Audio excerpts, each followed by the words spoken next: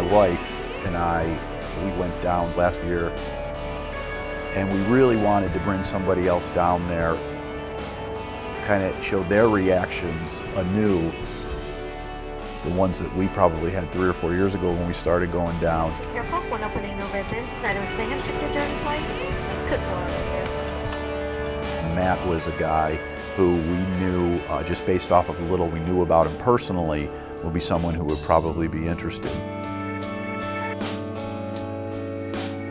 You know, I haven't ever been on a missions trip, and I've wanted to go to Haiti, especially, you know, after the earthquake a couple years ago. I'm honored that Jim asked me. Of all the people he could have asked, he asked me, so I'm thankful for that, and to come experience this whole new world, really. Matt called me during the season, said that he had a pretty cool opportunity, asked me if I would like to go. Thought it'd be a great trip to bring my dad on, and also a great chance to hang out with Matt for a couple days and see something that I knew was going to change my life.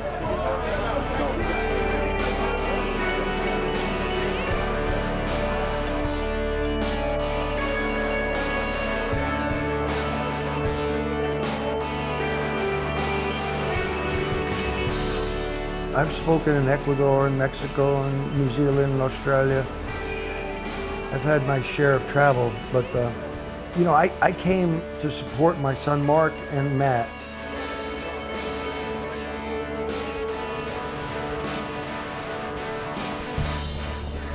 Guys, welcome. Welcome. Yeah. This is going on.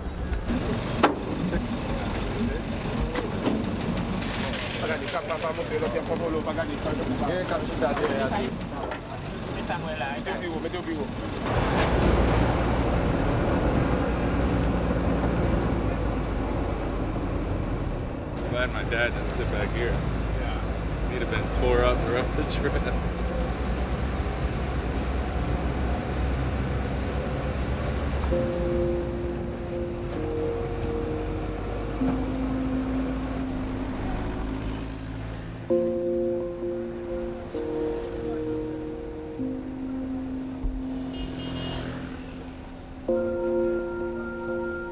This is Port-au-Prince, 21 months after a catastrophic earthquake demolished 100,000 homes and most of this capital city's government buildings.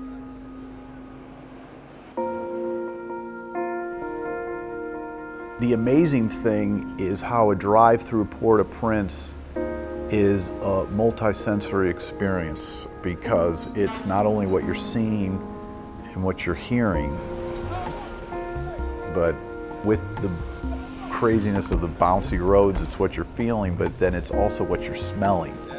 See those pigs right there? What? Look at the pigs walking up and down that hill. And it's the people, and it's the people coming up to your truck, and all those things hit you immediately.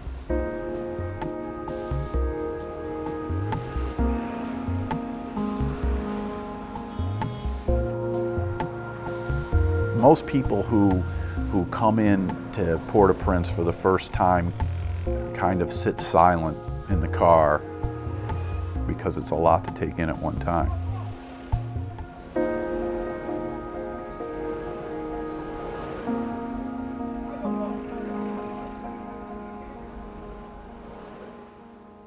Wow. What was your... We were saying it's a lot better, even before the earthquake. It's better now than it was before the earthquake. It's cleaner. They've made a real concerted efforts to clean up the streets. And it's a huge difference. It's incredible. Plus, a lot of the rubble's cleaned up. The recovery is really evident. It's interesting, though, because it's almost a positive and a negative. And why I say that is it's positive that it's recovering, but it's a negative because a lot of the rebuilding and the work that's being done theoretically at some point is going to come to an end. And unless the people have some sort of path and career or some sort of occupation that's going to help them go forward and to be able to take care of themselves and take care of their family, it's going to be right back where it was. And so the day's going to come when people are going to stop giving the people things. They're going to be gone. And the question is, are they going to be prepared to take care of themselves? And that's what we're working on.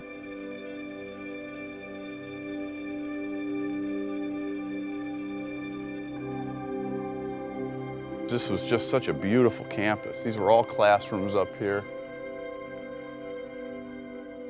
This was one of the administration buildings in the college, and everything is left kind of exactly as it was.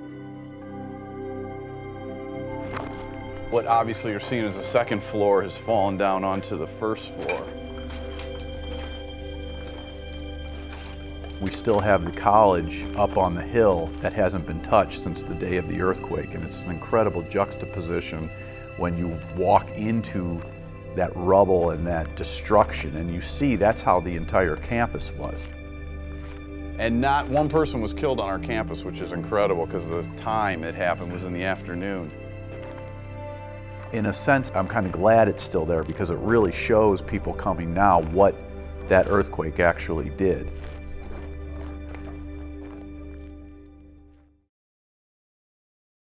Is this it right here? Yeah, so how do you want to do this? I want to make sure they go with you for sure. Can you ride? I mean, you can stretch out in the back seat. Oh, I need you in there, yeah. Flip that seat up, that way you can stretch it. On the third day of their trip, Jim Libertor's group travels to a remote village in the mountains of Haiti to deliver food and supplies to those living there. The trip to Beauconcree is great for people who haven't been there before because it encompasses so much of Haiti. You start to see parts of Haiti that a lot of people don't see.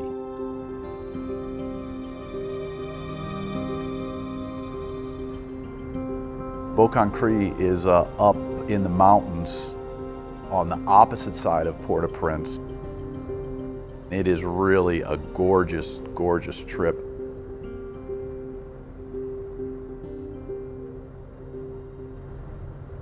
These are kids who are really the kind of the poorest of the poor. They weren't affected structurally by the earthquake. When you get to the certain place in the road, you just pull your truck over and you unload all your supplies, and there's some of the Beauconcree villagers will come down and help. We take about a 20-minute, half-hour walk to the river that we have to cross. You can see this is going to be the transportation up here that's waiting for us to take the food and the different provisions we brought for these people. And then you have out your hollowed out trees that are the canoes that you throw everything in, and you've got your ferrymen basically who are going to take you to the other side.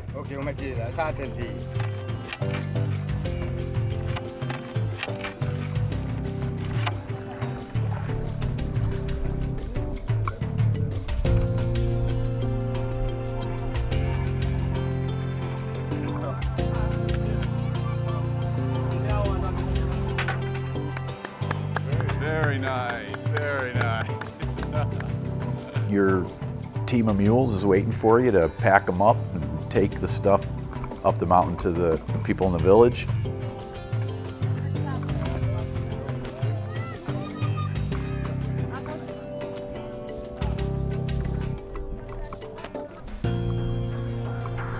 Wow. That's the thing, that there's no video on TVs or anything of Haiti. So nobody knows what it looks like. They just hear the bad things when it looks so beautiful. Look at that, it's amazing. It's just amazing to see how beautiful this landscape is here in Haiti. You know, we don't understand, and we never grasp that. Haiti's in the Caribbean, and it's just so beautiful here, but all we hear about is the bad stuff about Haiti, and I think, you know, this trip had opened my eyes to see, you know, how beautiful Haiti really is. Au revoir. Au revoir.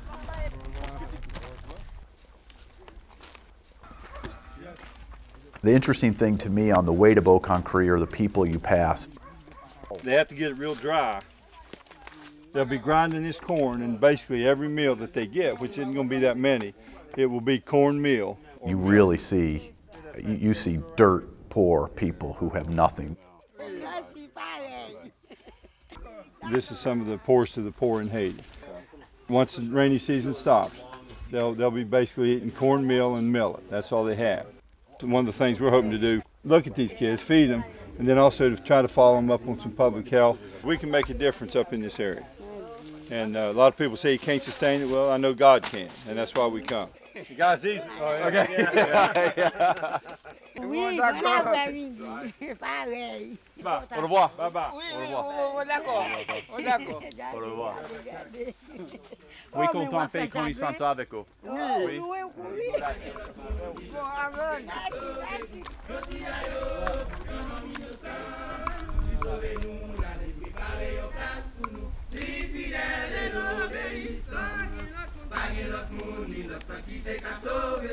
The group continues on their journey to the village. Along the way, being treated to what is perhaps an impromptu worship service.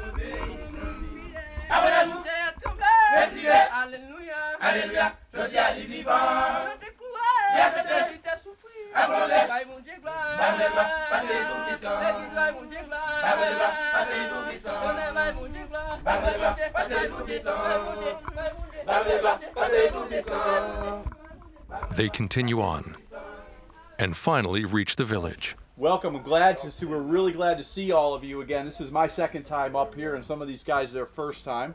Et nous vraiment contents, et moi-même spécialement vraiment content pour m'avoir avec vous là. We bring some things that we think that you can help you and you may need.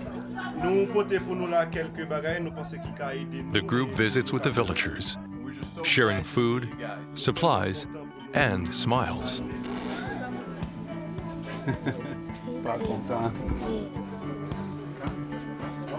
Visitors to this remote region of Beaucancré are not a frequent sight.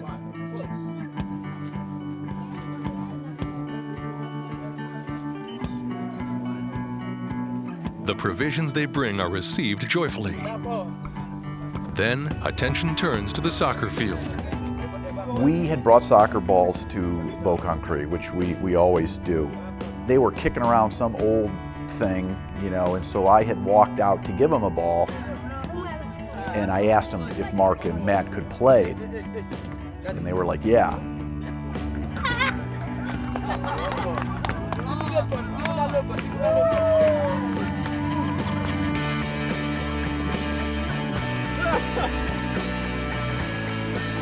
All these kids started to come out to watch LeBlanc, you know, the Whiteys play.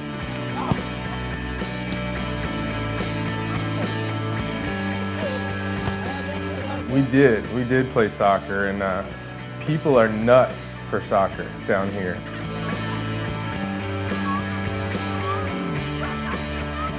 You know, I was kind of a soccer star back, you know, when I was 10 or 11. You know, so I kind of took it easy on these guys out there.